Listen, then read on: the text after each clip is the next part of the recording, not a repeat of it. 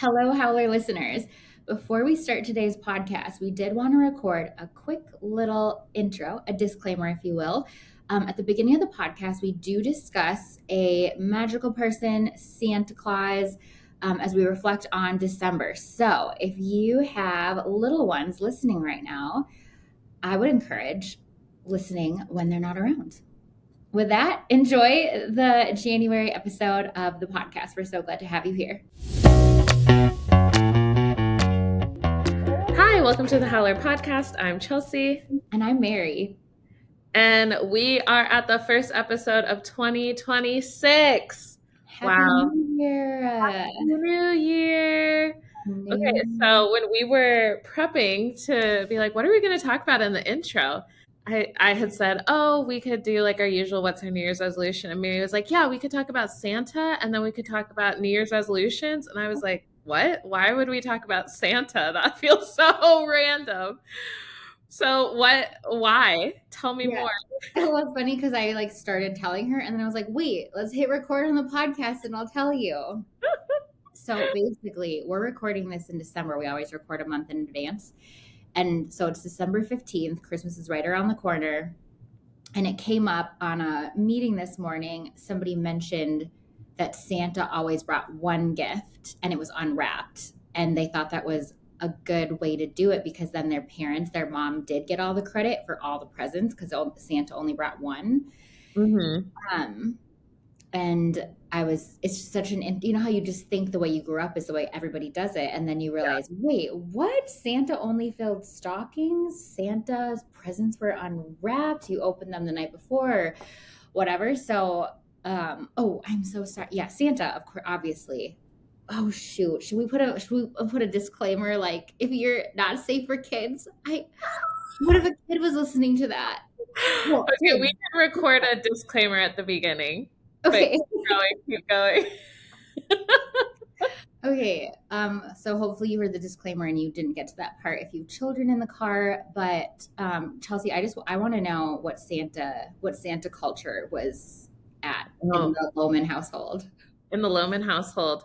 Okay, when I was really young, Santa didn't wrap Santa's presents. Really? We'd walk into the living room and they would be there. But that was because we were usually getting like a Chef Tony kitchen or like something not wrappable, like we're like my brand new American Girl doll bed or something that was like, I don't know. So it was like the excitement of like, you knew as soon as you turned that corner, you were going to see your gift. Okay. And then it was like the big gift. Santa was always the big gift. And then we would have we would also have a stocking with like some more stuff in there. And then I would say probably by like middle school, once we were older and we weren't getting like big toys, Yeah. I think then Santa's gifts were wrapped and they just said Santa on them. And my mom just put them under the tree like 2 weeks, she just put them under the tree like normal presents. But my mom still to this day writes that our presents are from different people.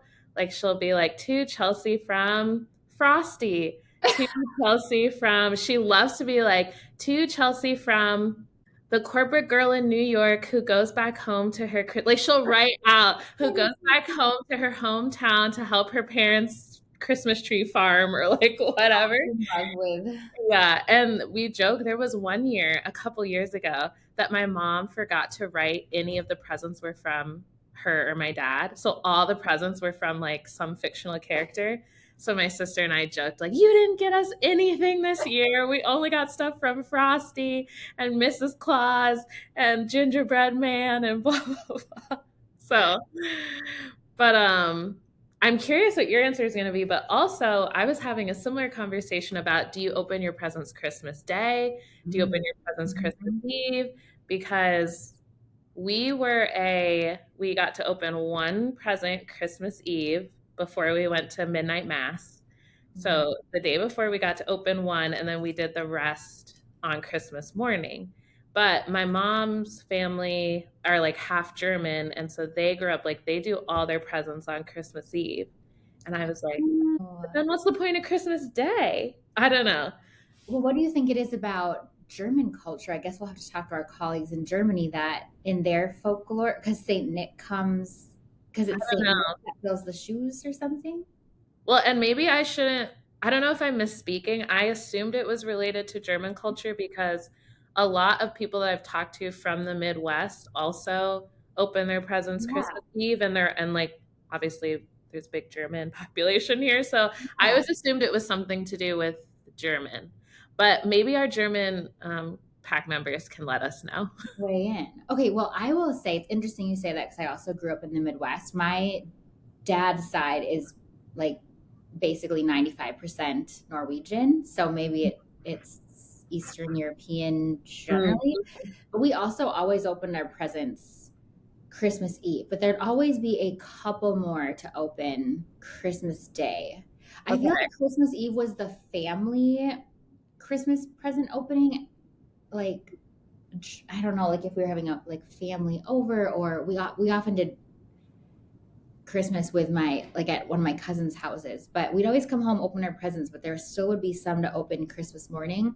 But I will say presents from Santa were always wrapped, Okay. but they always were in my mom's handwriting. So I don't honestly know when I learned, the essence, like, I don't, I'm so scared children. I don't want to ruin somebody's Christmas, but this will be, well, anyways, I was going to say it'll come out in January, so we're probably fine. Um, but I feel like I just always knew because I was just like, oh, this is Yeah, it's so clear. my mom's handwriting is so distinct too. So Yeah. Well, I think I was suspicious like pretty early on, but I remember the year for sure that I knew. It was the year that my sister got a Chef Tony kitchen set. And this Tony kitchen made a memory. the Chef Tony kitchen was a big moment in my life. Because I had an issue when I was young falling asleep. So Christmas Eve was like horrible because we'd go to midnight mass and then I would be all revved up. I'd be so excited and then I just could never fall asleep. So anyway, I'm in my bedroom like so excited. It's probably like 2 a.m. or something and I'm like, oh my gosh, Christmas! And I can hear my my mom. I actually can't remember now. I think it was my mom. And they're in the hallway and I can hear like the noise of them like building this like Chef Tony kitchen set. And it's so funny because I have maybe heard my parents curse like can't even count, like not even two hands. Like I've maybe heard them count like curse like twice in my life, but I'll never forget that night. My mom dropped something in the hallway for the Chef Tony set, and she said the S word, and she was like, and then I was like, oh my gosh, what is that? And then I heard them all night building it. So then when I came out in the morning, I was like, I know that you guys did this.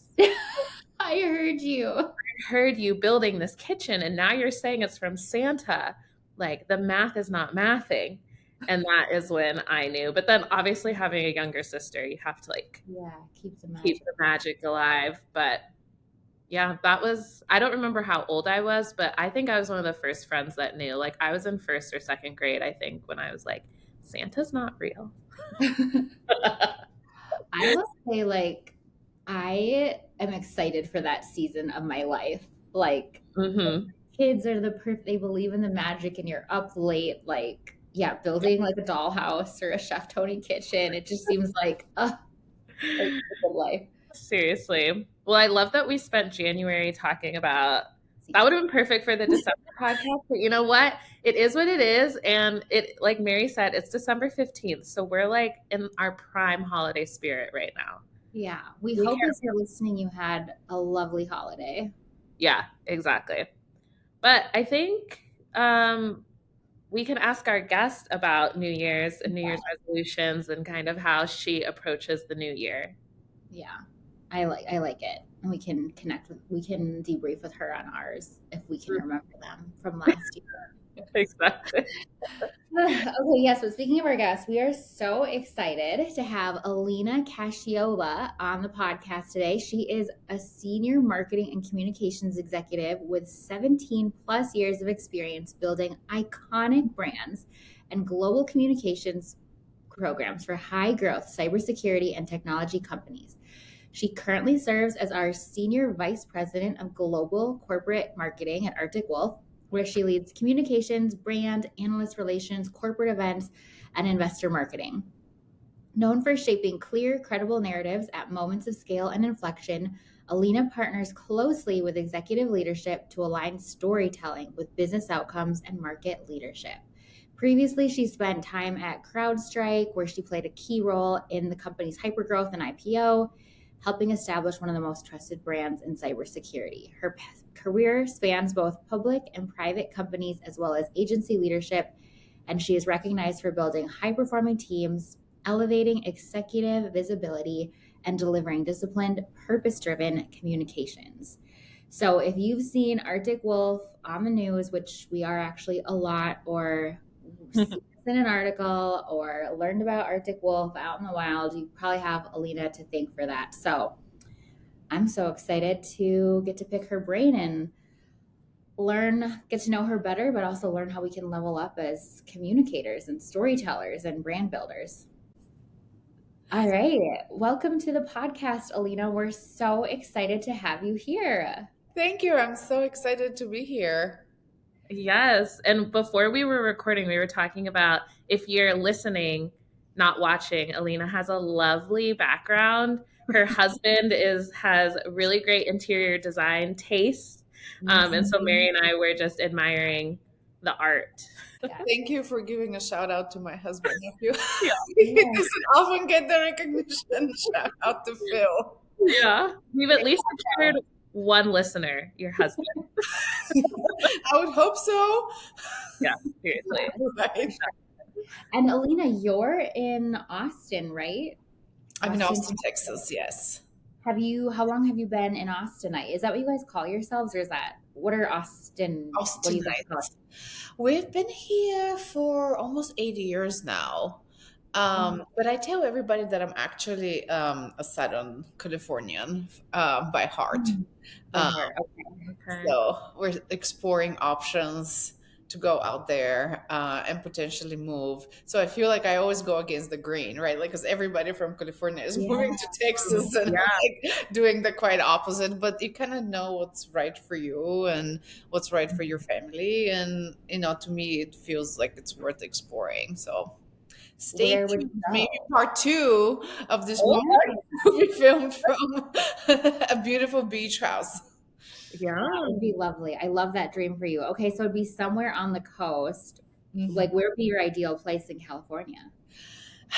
I mean, there's so many places, right? Like, I think Southern California is so lovely. It's really hard to end up in the wrong place, especially for a young family. We have 2 boys, and most of Southern California is master planned. It's kind of created with very kind of family centric in mind, and anywhere from Orange County to like North County, San Diego, even the South Bay of LA. I mean, there's such lovely communities and neighborhoods with so much to do, and just a really beautiful way to raise a family and to have like a magical childhood when you can drive 2 hours and go skiing, or like go to the beach, or like go to the mountains or the desert, go to Disneyland, SeaWorld. I mean, there's just endless entertainment options for young kids, and I think it's really special.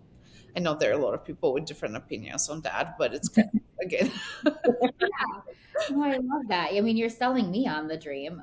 Same. Yes. Like, how do I get to Southern California stat? Well, it's funny that you were talking about a magical way to raise children, because we actually started the podcast. Mary and I were talking a little bit about our Christmas tradition, since we're recording in December, but we did think it would be interesting, since this is the January episode, to start off and maybe hear, like, are you a resolutions gal? Do you do affirmations? Like, obviously we're manifesting maybe a move in 2026. Are we manifesting anything else? I absolutely love this question. I am not big on resolutions. I feel like you kind of have to be resolute throughout the entire year. But I'm very big on manifesting. Like, I do believe there is power in your thoughts and pursuing your dreams and setting goals. And I think one of the upsides of social media nowadays is that there's so much accessibility of information and pictures and images. So say I'm picturing myself in like Southern California, I can just go on Instagram and really kind of get a very good sense of like what life there is like. I mean, not that it's perfect, right? But it kind of channels that like idea of like manifestation. I think there's so many tools and apps that also do that and help. And like to me, I believe in the power of that because whatever you want to accomplish in life, unless you really set your mind to it and you kind of see it happening for yourself, you're not going to be successful. So yes, I'm a big dreamer. I feel like my ambition always exceeds the reality of my current situation in one way or another. But I don't know any other way to be. And I feel like it's worked for me. I honestly believe that manifestation has some really serious power in kind of bringing that to destiny. Well, okay, firstly, I think quotable when you said I'm not really big into resolutions, but it's so important that you're resolute or such Mhm. like that, like with the decisions, like all the time, which like that is so good. But I love too how you just said your visions always exceed or beyond where you're currently at. But I Mhm. also think that's like what pulls us forward when Yeah, we maybe we're not there yet or we're only like right. a little bit of the way, but we're closer than we would be had we just dream of something that already is, you know?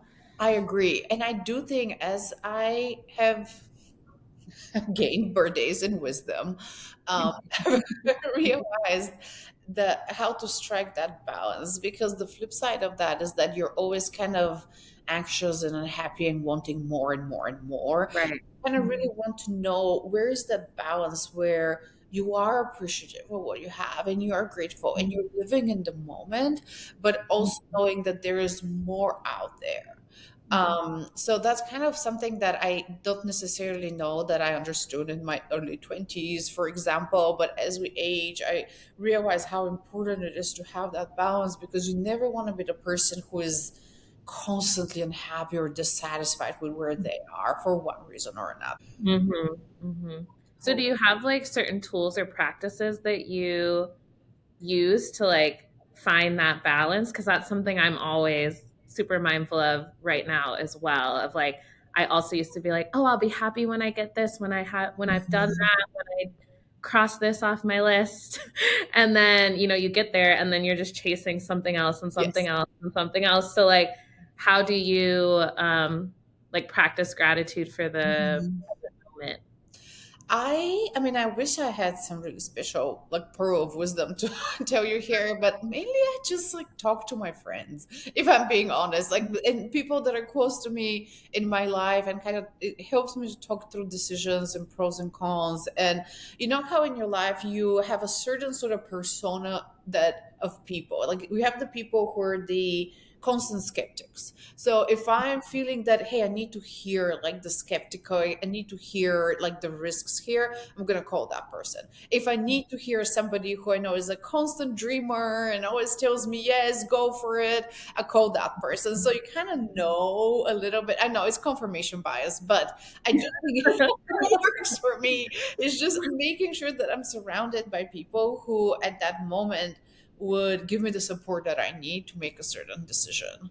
And I'm also a big believer in the power of just listening to your body when you make certain decisions or your picture change or you're let's say I don't know, hiring for a job. I feel like our bodies are very intelligent and they will sometimes tell you like if you're putting yourself in the wrong situation, like you will feel like a wave of anxiety or you'll feel like your body tense up. And I think that's a very legitimate response that we should listen to. So I've kind of learned to tune into my intuition, and I've honestly can say I've never been wrong Right. when I've leaned into my intuition. Okay. Oh, sorry, Mary. Yeah. My ass was good. Okay. We're kind of, well, this is the joy of the intros. We can talk about whatever we want. Yep. Um, but you saying that, because I was like, now I feel like I'm gonna go down a rabbit hole. But I also firmly believe in everything you just said about like your body knows, you have your intuition and your gut. How do you translate that into like a business case, a business decision? Like if you're hiring and your gut is like, that's not the right person, that is not a valid reason to not hire them. So like how do you turn that gut intuition into like corporate language? I think that's a great question. And honestly, that exact scenario has happened to me before. I think it's really important at that point to really kind of dig in and understand, like, why are you concerned, right? Why are you having the response that you're having? Is it an energy, right? Like mismatch of energy, because that happens in the corporate world, right? Like I think that people have different work styles, different communication styles, and it's so important that everything is synergistic and copacetic so we move productively as a team. So sometimes maybe that's what's setting off alarm bells. Or is it that this person is not necessarily fitting the profile of the hire that you think will be successful in the role, or that you think you need to advance the organization forward? So I absolutely agree. Like you can never just say, well, my intuition tells me this, right? Like, but I started doing this for almost 20 years. I feel like I've honed in to know when I have a concern about something, it's just my cue to dig in further and really understand why do I have this perception, right? And I will say again, 9 out of 10, I will be right. Mhm. Um, and I also think I'm a really big believer, especially with hiring. When you know, you know. Like I have to swear to God, like I've had so many situations where I would talk to somebody and I just know right away, like they're the right hire, they're the right person to bring on. This is the person I want that will expand my team, that I think I can really accomplish something special. And it's not every position, but often it happens because I think so much of what we do together in marketing, like I said, is based on shared energy, like shared understanding about the world, how marketing works, where we see opportunity, how we operate in the face of challenges. And when you meet that person that has that same mindset as you, that you think is right, the right mindset to advance your objectives forward, you just know. So a lot of it is, I don't want to call it intuitive, but I do think there is a place in the corporate playbook for intuitive hiring and in more intuitive decision making as well. And I actually think at Arctic Wolf, we're very unique in that, because I see a lot of that from our leadership, and it's very heartening. Right? Like we have very data driven decision makers, but also I think we have decision makers who are empathetic and who are personable and kind of make decisions as people. And I think the synergy of that gives us that unique blend, and what makes Articulf, I think, a very um, amazing and special place to work. Um, and to me, that's really rare in the industry, and I have grown to really appreciate and value it. Yeah, I think, I liked how you said that your intuition, that gut is like your cue to dig Mhm. in. Because it was actually funny. What I was going to say earlier is when you made that joke of like, haha, I know confirmation bias, because you were like, do I need to call my dreamer friend or do I need to call my skeptic? I actually was thinking, wow, that is very perceptive, or like you're in touch to know. I know that I am resisting this thing and I need the Mhm. person that's going to encourage me to go for it. Or I know that I might be like pie in the sky and too Mhm. optimistic and I need to call the person. So everything I felt it like was the opposite. Like it was like, your intuition. So then when you led into trusting your gut, Right. really interesting. And I think, don't they say the gut is, there's like all this research coming out that our gut is the second brain, and there's so much there to I believe in that. Like I will say too, I've experienced this especially as a mother. I feel like you do have superpowers as a mom to be really tuned into things that are happening with your children. Even like sometimes if like I had a, for example, with my son, like a health situation, and everybody was telling me one thing, and I just knew in my gut that wasn't right. And then as we progress, like I turn out to be right. And I've known so many people and I've read about so many cases where whether it's a health issue or another issue, right? Like the mom intuition or even your own intuition, right? Like about your own health just tells you, it kind of gives you the direction and the path that you need to take. And I do believe that that's really powerful. Yeah. I mean, we could probably spend the whole podcast talking about this because I also feel like as women, we're often told to dismiss our feelings. So I know, like, for me personally, it has been a lot of like intentional work as an adult to acknowledge my feelings, Yes. appreciate them, learn from them versus just like shut these down, but instead honor them. So I will say, I do think, broadly speaking, organizational culture has evolved quite a bit, even in the last 5 to 10 years, to kind of place an emphasis on, I think, the role of you as a leader and as an individual.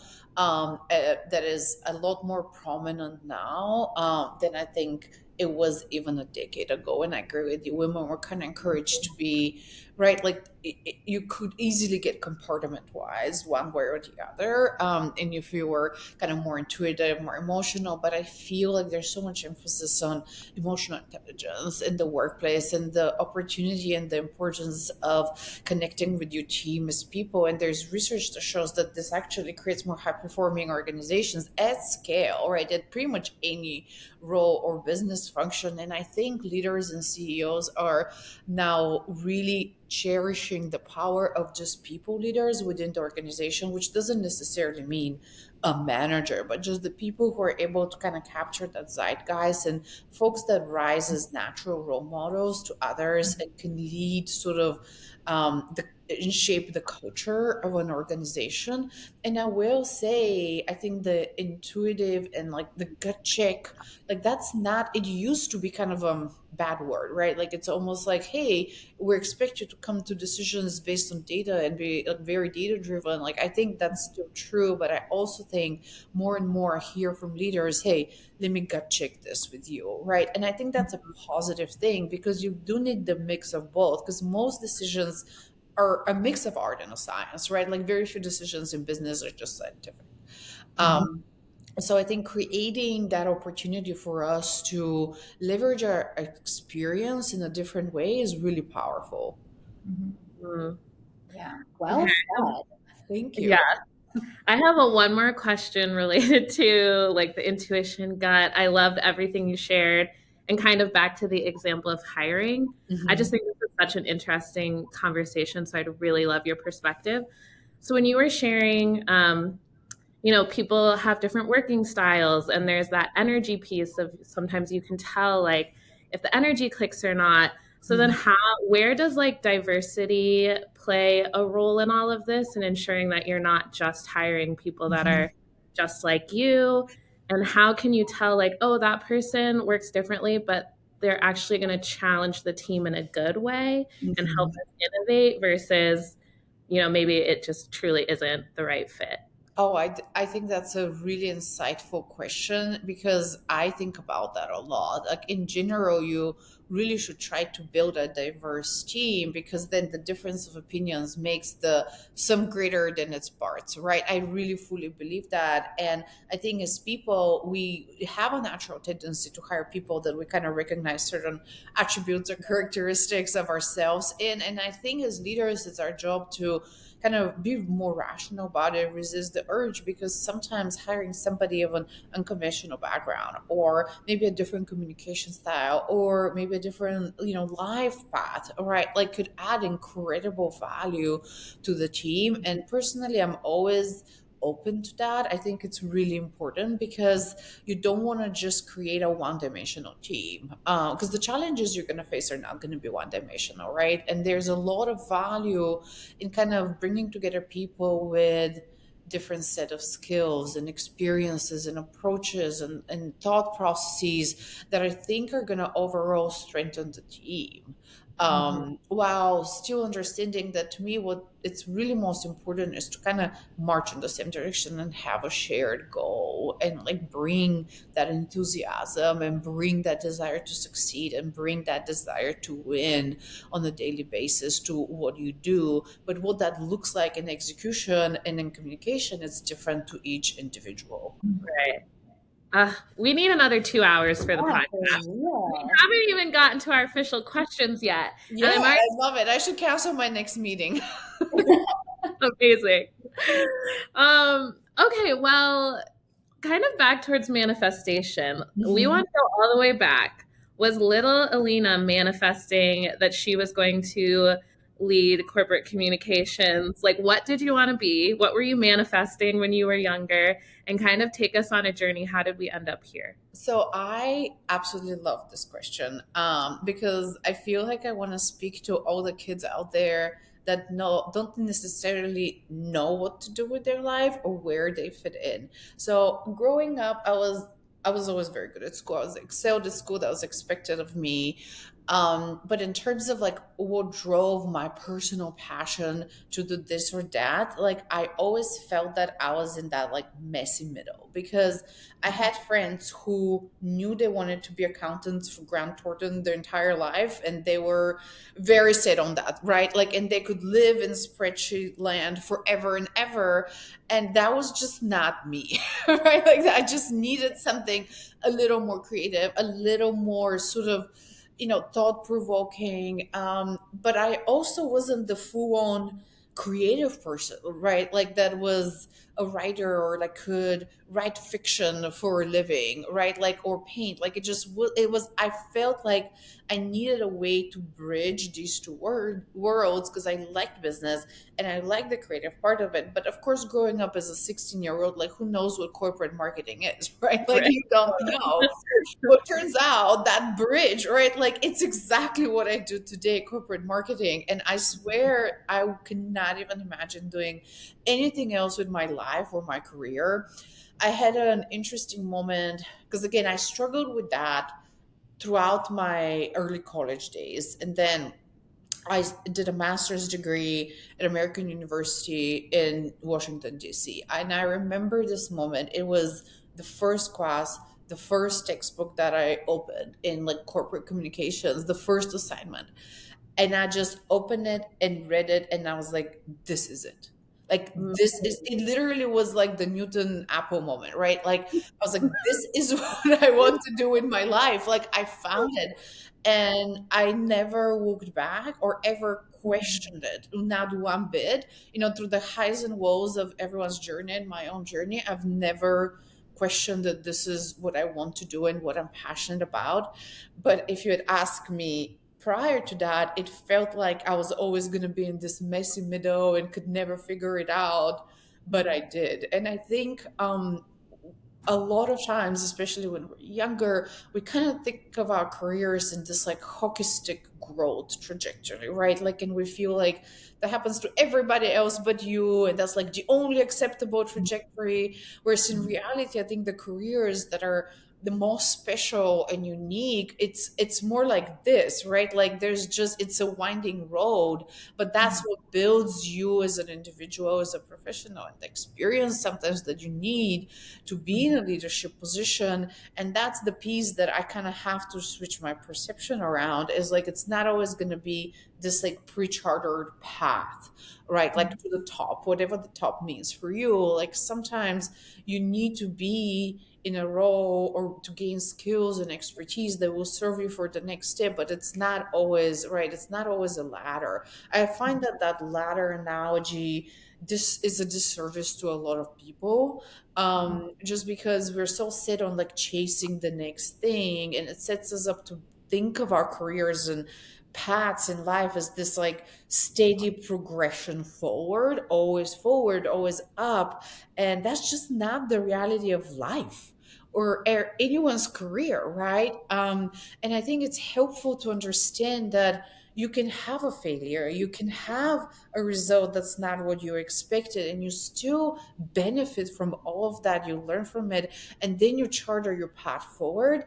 And I do believe that if you kind of think of it in that lens, you're going to feel more fulfilled, more at peace with who you are and where you are in life. And with that, present yourself kind of more strongly and ultimately be able to garner kind of the roles and all the titles and whatever it is, the enrichments that you desire, because you've gone through that process. Versus if you put yourself in a situation where there is one only way up, I Mm-hmm. feel like you set yourself up for failure, Mm-hmm. disappointment. Wow. Okay, Alina, we didn't know it, but you were the person that we needed for to kick off 2026. You're bringing the fire, the energy, the passion, the encouragement. Seriously.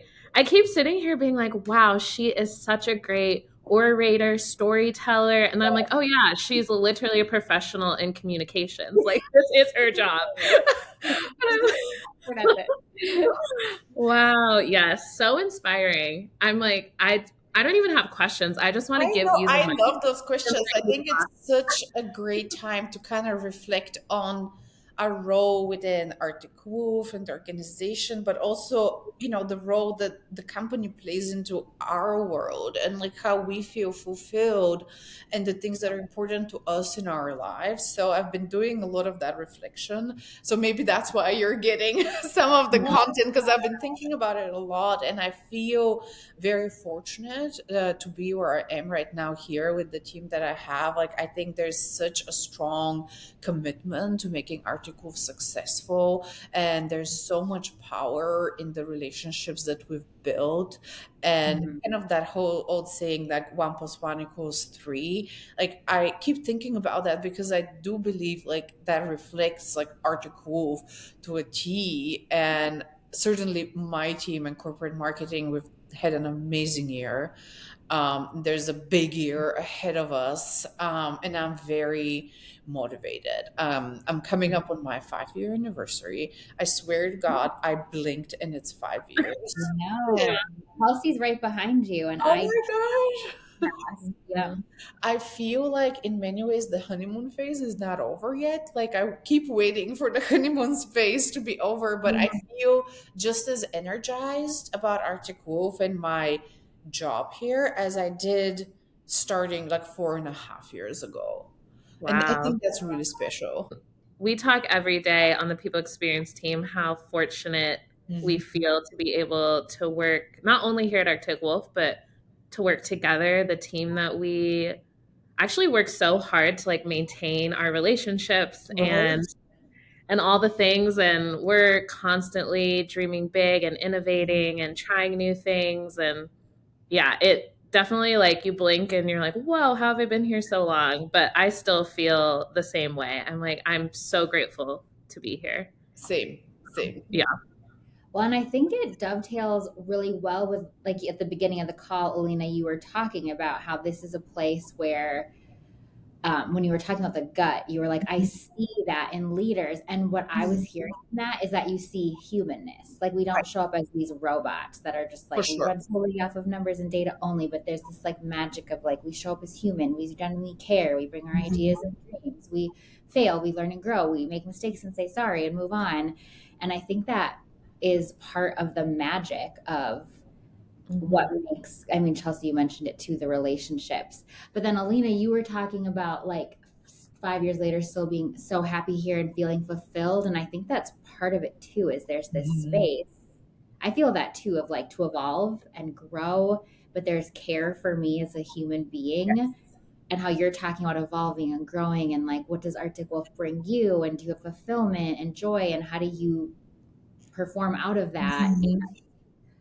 I I think also think for me too, like, I need to feel a deep sense of loyalty to be in a place where I get that fulfillment, and I have that here. And what I've realized over time is people are loyal to other people. Like, nobody's loyal to a corporation, right? Like, that sense of loyalty just doesn't exist at just the pure business level. But if I really think of like the people around me and leadership here, like, I come and I want to show up for Nick, right? Like I want to show up for the analyst and I want to show up for my team every day because that's what motivates me. And I feel that sense of loyalty to those individuals. And I think that's why Arctic Wolf is really unique because I see kind of those interconnected ties and examples of people showing up for others all the time, whether it's in a pure professional capacity, kind of we're going to go the extra mile on this project because it's important for the team or it's important for my leader,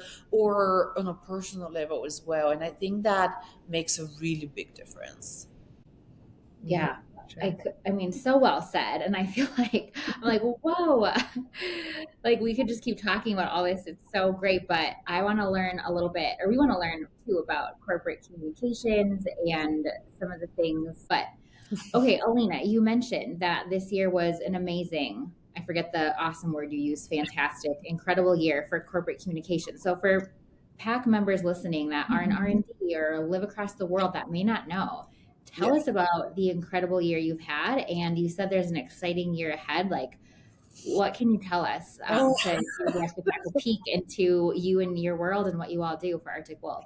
Yes. So I think 2025, it was another record-setting year. And the way I kind of like to explain like corporate marketing to people who may not be in marketing is that we sort of own the air war, right? Like anything that has to do with building awareness, building our reputation, making sure that we're seen and heard from the right corners of the marketplace, driving executive visibility, driving that company visibility in the industry, building the credibility of our solutions and what we offer to customers. And all of that, I think, is underpinned by storytelling. And obviously, it was a monumental year for Arctic Wolf, from the Silence acquisition to a record number of new launches to us going bigger and bolder with our story and our messaging and really embracing AI to live at the core of who we are as a company and the center of our offering. Like that's incredibly exciting. I've been so impressed by the product team and their ability to really understand the power of AI and new technologies and frameworks and bring that to what already was a really strong offering to make it better and always competitive.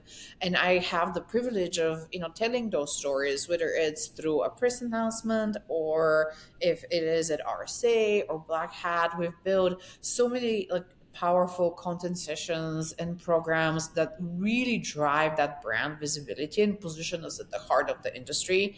And I have to tell you, like I get calls from colleagues all the time, peer companies, publicly traded companies that just come and tell me, wow, we are watching you in Arctic Wolf and we're amazed. And the level of like news coverage that you're getting, you're on every award, you're on every prestige list, like your CEO is squarely positioned like as one of the top CEOs in the industry. And that's really what we do, is hard work, right? Like this is a rat race. And I think for us, it's like we are built that way. Like to me, it's always about chasing the next opportunity. What else can we do for the company? How can we uncover maybe a new reporter or new storyline or angle or new press announcement that is going to help us generate buzz? Like no stone is left unturned when it comes to us making sure that Arctic Wolf is like the number one, like top company in cybersecurity. And I feel like we continue to set the bar really, really high.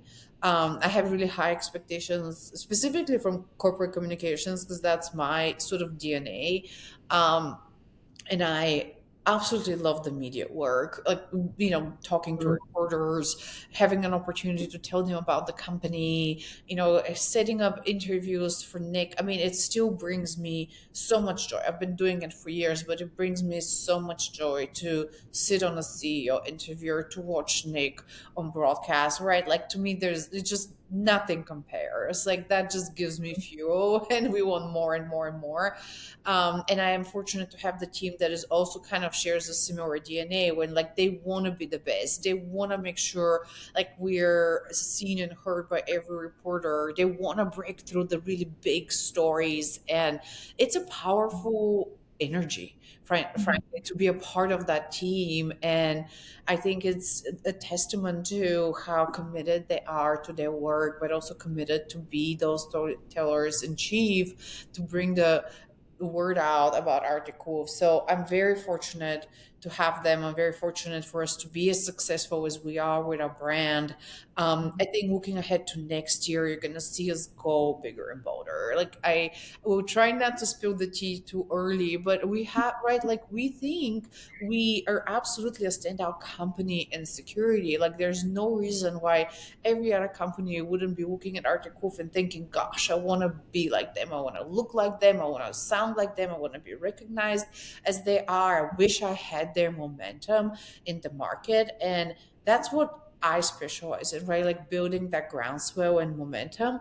And there's so many different channels when you can really capitalize on that, from comms to really being featured in analyst reports to really thinking through our brand, right? Like how do we bring our brand to life in creative and unique ways? Like employ new strategies like videos and reels. And obviously there's a reason why the Howler podcast exists, right? Because companies and individuals consumes hours upon hours of podcasting time. So there's all these innovative channels right now in our industry that are really giving us an opportunity to reach our consumers, to reach customers and partners and employees. And I'm always thinking about what is the next platform, what is the next thing that is going to allow us to deepen that reach and make sure that we're driving everybody into the consideration process. I feel like we have a best in class go to market channel, we have best in class revenue marketing group here. I'm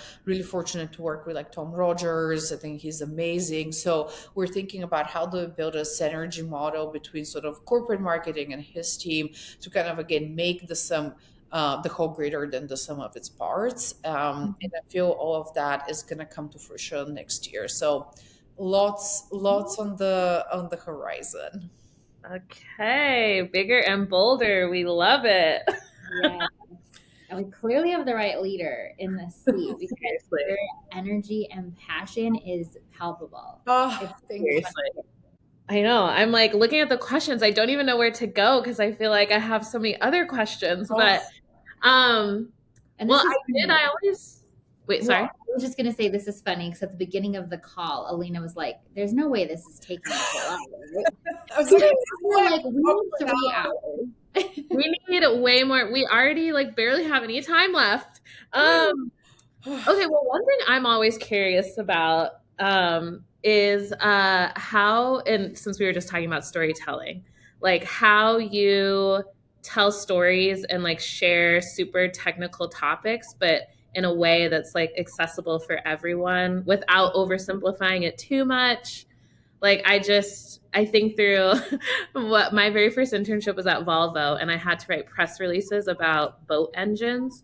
And wow. I did not understand boat engines. I didn't care about boat engines. So like how do you make like or a AI, super I assume, when you couldn't just plug it into ChatGPT and you get an amazing release on all the nuts and bolts exactly. of engines. Yeah, I get it. Yeah, so like how do you tell that story and make it people centric and about our culture and our but still talking about our product and how we're best in class and all those things? Like how does that all work together? I get that question a lot. I think especially because cybersecurity right now is a very dynamic place to be, right? Like we're benefiting from the AI revolution in a really big way. And all of the trends and the tailwinds that we're seeing, like consolidation in the market, platformization. A lot of times people ask me, so how are you different than so and so, right? Like, because everybody's talking about like the same message, right? Basically. And the way I think about it, the way I approach it is that you kind of have to really be true to going back to the main customer benefits that you deliver. Like, what is the problem that you're solving for your customer? What is the existential reason why your company is in business and exists? And then ultimately why customers buy you, right? And I think that companies often lose sight of that because it's so easy to get caught up in like the latest trend or the latest, right, like hot topic.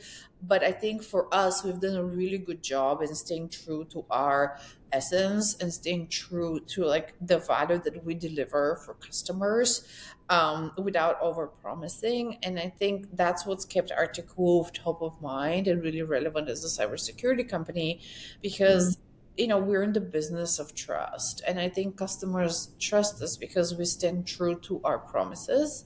We deliver what we say we're going to deliver, and we don't overstate it, right? Like, we're not gonna all of a sudden pitch ourselves as a completely different company if we're not delivering on that promise. And I think there is a tremendous amount of discipline and just kind of organizational work that happens in us being able to continue to be on the forefront of innovation and the new frontiers in cybersecurity without losing sight of putting the customer first. And I always like to ask, I mean, my team, or whenever I'm working on the project or any task, really, what is the problem that we're solving here, right? Like, why are we doing this? And I think that's a really good way to approach something. It kind of gives you a different perspective. It's like kind of forces you to think about the end result that you want. And I feel like as a company, we very much do that, right? Like, we're very clear on what is the problem that we're solving for our customers, why do they need us in their security stack, and staying true to those promises, while still messaging the fact that we are a very innovative company, right? Like, we are moving really, really fast. I mean, life here is fast paced at Arctic Wolf, right? Like, we're continue to grow, we continue to accelerate, we expand globally, we enter new markets almost every quarter. I mean, it's an amazingly dynamic place. Right, but doing it the right way and with the right business strategy requires discipline, and I think that's what our executive team really excels at. Love. I'm like, where do we go next? Like, Alina, I really could talk to you for a long time. This is such an engaging conversation. Maybe we do some quick hitters before we get to wrap up. Can you give us like a leadership lesson or some insight into Alina's leadership strategy? Clearly, you're passionate and a visionary and care about people. Tell us a little bit about maybe some like leadership tenets that are really important to you, or how you go about leading your team. Yeah, I think it's a great question. I once read this quote that really resonated with me, and I think fully encapsulates myself as a leader and how I approach my programs. And basically, it's written for entrepreneurs, but it basically said the best entrepreneurs have a telescope in one eye and a microscope in the other. And I think that is so powerful because as a leader, you always want to be thinking about big picture and looking ahead and understanding what the next big thing looks like. But at the same time, I do think being involved on the day to day and finding excellence even in the mundane tasks is so important. So your team feels like you're in the foxhole with them, but you also have that vision ahead to lead them. And that to me exemplifies what I strive to be every day, every week. And it's how I think about leadership. I love that. It's like you're alongside, like you're with, and you also like forge ahead to create a path for folks to follow. Yeah, I love that as well. Well, we also always like to talk about mental health and well-being and just holistic well-being in general. And we were talking about Arctic Wolf is a fast-paced environment. Yes. Communications is a fast-paced industry. So how do you prioritize your well-being? What does that look like for you? Is it routines or habits? And then like, how do you support your team's well-being as well? I think for me, like this starts in kind of giving myself permission to understand that not every day is going to be 100% on every single, side of me, right? Like, I'm not going to be 100% the best mom, 100% the best leader, 100% the best this and that. Like, that just doesn't exist, right? Like, so you, as much as we strive for perfection and excellence, and I'm very much built that way, you kind of have to understand that you're gonna have great days and you're gonna have days that are okay. And I feel like mental health and being able to take time for yourself kind of is the same way, right? Like there are days when I'm loving my routines and I'm setting my routines and I get to take my dog on a walk. And there are days when I don't, right? Like there are days when I just don't have the time, and that's okay. And there's another really good quote that I read once, which is kind of like how you think about your jobs. And like people have an expectation that everything should be giving them joy 100% of the time. And this executive was saying, actually, if that is the case, that means that you're not pushing yourself hard enough to get to that zone of being uncomfortable, of being challenged, where usually growth happens. So his advice was, think of it as like you have to be 30% happy, 30% okay, and 30% challenged.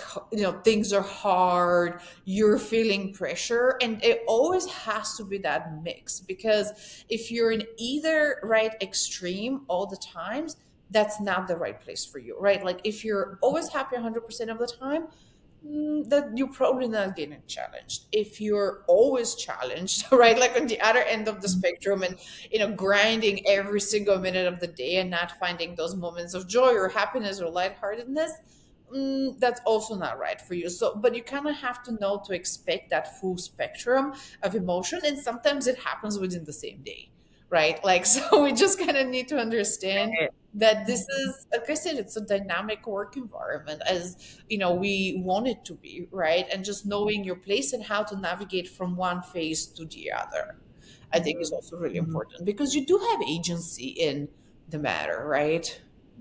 Call your optimistic friend if you I was gonna say, I feel like this has come full circle, because when you were talking about career growth, you were like, "There's highs, there's lows, it's ups and downs, and that's life." And I think what you're describing here too is like it's life to have it's like life. the happiness, the hard, in between, and Mhm. instead of branding everything not good as bad, if we can Right. see it as like normal and expected, how do we navigate through it? I think that perspective helps a lot. So I agree. I used to think very black and white, right? Like, but I think reality is that things are shades of gray, right? Like, you can be both challenged and happy, or you can be dissatisfied, but also knowing that something better is coming. So, you kind of have to know how to regulate that. And ultimately, I also believe, and this is the last quote I'll give you, that's a good quote. grass is greener where you water it. Like, I Yes, really do believe in that. same. And that's kind of my attitude, is like, am I putting in the effort, right? Like, am I watering my grass to make it as green as I want it to be, or as green as it can be?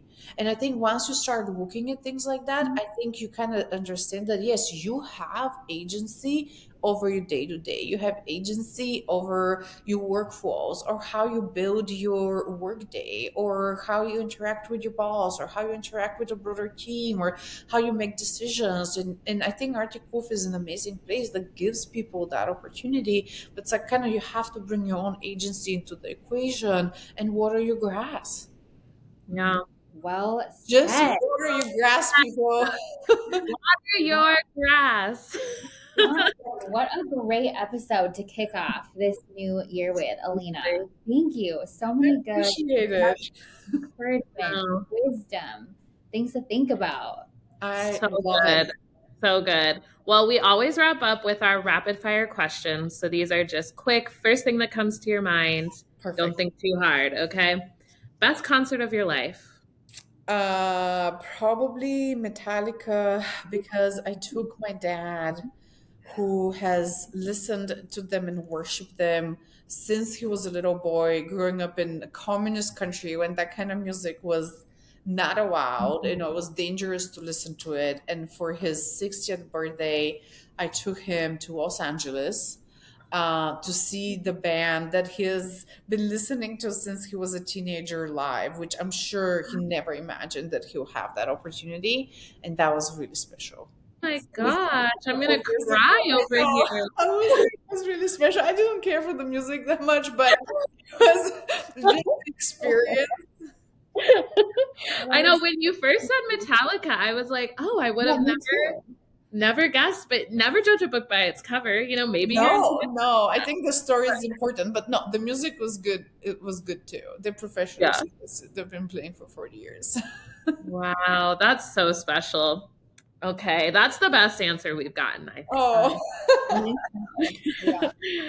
Okay, your favorite word? That's a tough one. Can it be a sentence? Yeah. Sure. My favorite sentence these days is put your dirty clothes in the dirty clothes basket. Tell me, who's the recipient of that? Your children or? Yeah. That's all I'm gonna say on the matter. Okay. Imagination. You heard it here. Everyone, put your dirty clothes in the. You're so close. Like, why the floor when the hamper is right there? Mm-hmm. You can do it. Oh, that is not what I heard. I heard your dirty words. No, dirty clothes. It's directed to my children and of our house. Just put it in the basket. It's right there. Right there. They're good life skills you're teaching. Yeah, seriously. Okay, where is a place on your bucket list? Hawaii. Ooh, okay, yes. What's something that people often get wrong about you? I've heard that I could be very intimidating, and that is pretty shocking to me because I feel like I'm such a teddy bear and I'm so open with people. And I've made so many friends in this industry, like folks that I work with, but once in a while that feedback will come up and I was like, I don't get it. It's just because you're a strong woman. They don't know how to handle a strong woman that knows her stuff. It's the Sri Lankan accent. I'm going to say the accent. I feel like I was a little intimidated by you when I first met you. Really? But you're such a strong, in a good way. It's because you're like, you know your stuff, you're passionate, you're strong, but you also once you get to know you, you are just like this warm, generous, kind, fun person. It's so funny that the people that have this intimidating aura are always like, but I'm a teddy bear, and the actual teddy bears don't call it, you know what I mean? It's just funny. But I will say I haven't really interacted with you much. I think I've maybe been copied on an email with you before, so I didn't really have much to go off of. But I was like, wow, during this conversation, I didn't know what I was expecting, but you were so much more than I was expecting. I appreciate it. She's so warm and personable and intelligent and all the things. So I agree. And a teddy bear. And a teddy bear. Okay, last one. Give us a snapshot of an ordinary moment in your life that has brought you joy. Just an ordinary, I gotta say, my morning coffee. It just is such a silly thing, but people who know me know that I only drink world-class coffee. And I'm very particular about world-class coffee. In fact, I'll end on a funny story. My first or second time I came to Minneapolis, it was for SKO 2 years ago. And Dan Larson knows I need world-class coffee whenever we go. So I texted him, I was in the Uber and I was like, it was at the stadium, right? I'm coming to the venue. Is there world-class coffee around? And he's like, yes, I'm going to free my time. I'm going to take you. So we started walking around and we're walking around and the coffee that he had put in his phone was a Starbucks. World-class coffee. You told me you were going to take me to a world-class coffee place and take me to Starbucks. That sounds like Dan Larson, to be honest. Downtown, there's so many gems that he could. There are so many, and I figured it out, but I just thought he would know, right? As a local, right? I was like, and he should have at least taken you to Caribou if he was going to take you to a chain. At least take you to a Minnesota chain. It's a local chain. We have Fragment, Spy House. There's so many good ones. I'm so curious. How do you? Yeah, seriously. next time. Let us know. But how do you define world-class coffee? Like, how are we supposed to know what the I'll give you a expectation? pro tip. If you go to any coffee shop and you order a cappuccino and they ask you what size, leave. Okay. Because Okay. they don't have sizes. Like, and Yeah. if you go to Italy, they don't ask you what size. They just make you a cappuccino. It's an art, right? Like there's the right proportion and balance between the espresso and the milk and the froth, and like it has to be done right. But if anyone thinks that's a size 12 ounce or 16 ounce, like wrong. Just Wrong. Okay, you're we're really gonna collect your recommendations, like your favorite coffee roasters, and we'll put them in the. We should put them in the episode. oh yeah, we should do that. Absolutely. But reach out to Ilina if you want to know about world-class coffee. And I'm so literally crushed that we have arrived at this topic at the end of our time because we need like a solid 10 minutes on this. I know, but pro tip, do not ask Dan Larson. That is not his expertise. He was serious. That's so funny though too that he's like, oh, I'll make time to take you there. Mhm. Like anyone can get to Starbucks. They have those globally. Exactly. Like what? Okay, but I will say I have heard the cappuccino tip before, and you're definitely European for sure with that tip. We know, Yeah, because but now you know. You heard it here first. Heard it here first. Okay, well, like Mary said, truly, like I don't know if I've ever meant this more than I do right now. That I'm so upset that we have to end the podcast. Like. Seriously, I think you have two like new presidents of your fan club here amongst myself and Mary. It was so great getting to speak with you and learn a little bit more about you. And we're excited to manifest together into 2026. Into next year. Yeah. And thank you and your team for all you do to build our brand and appreciate all the things it. you were talking about. It's just incredible. The curation and strategy you all bring to ensure that Arctic Wolf is front and center everywhere we need to be. So kudos to you for all of that. Thank you. All right. Another great episode in the books.